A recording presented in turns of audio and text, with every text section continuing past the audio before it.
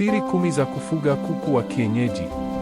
Karibu sana kwenye channel yetu ya siri za ufugaji. Kama unataka kujua jinsi ya kufuga kuku wa kienyeji na kupata faida kubwa, basi video hii ni muhimu sana kwako. Wafugaji wengi wanafuga kuku lakini hawapati faida kwa sababu hawajui mbinu sahihi za ufugaji. Leo nitakuonyesha siri 10 muhimu za kufuga kuku wa kienyeji ambazo wafugaji wengi hawazijui. Siri ya kwanza ni kuwa na banda bora la kuku. Banda linapaswa kuwa na hewa ya kutosha, kulinda kuku dhidi ya mvua na baridi, kulinda kuku dhidi ya wanyama kama paka.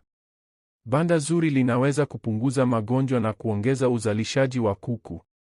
Siri ya pili ni kuchagua kuku bora wa kienyeji.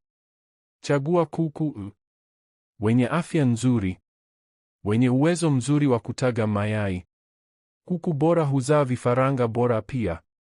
Siri ya tatu ni chakula bora cha kuku. Kuku wa kienyeji wanaweza kula mahindi, pumba za nafaka, dagaa au protini nyingine. Chakula bora kinaongeza ukuaji wa kuku na uzalishaji wa mayai. Siri ya nne ni maji safi kwa kuku.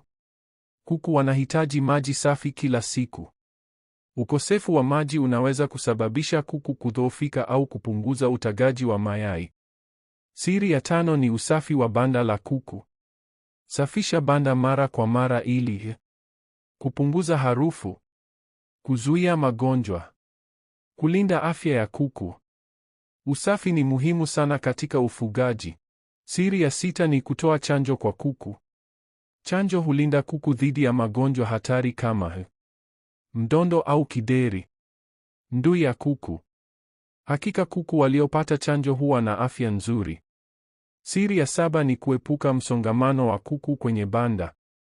Kuku wengi kwenye nafasi ndogo wanaweza kupata magonjwa, kukosa hewa, kukua polepole.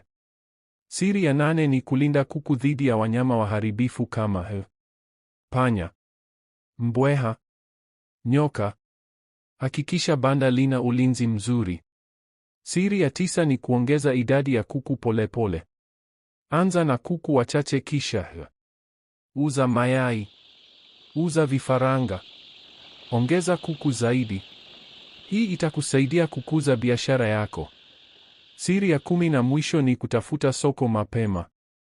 Unaweza kuuza kuku wazima, mayai, vifaranga. Ukifanya hivyo vizuri, utaweza kupata faida nzuri kutoka kwenye ufugaji wa kuku wa kienyeji. Kama umejifunza kitu kwenye video hii, usisahau kusubscribe kwenye channel hii kwa siri zaidi za ufugaji. Pia andika kwenye comment, unafuga kuku wangapi au unapanga kuanza na kuku wangapi? Asante kwa kutazama na tutaonana kwenye video inayofuata.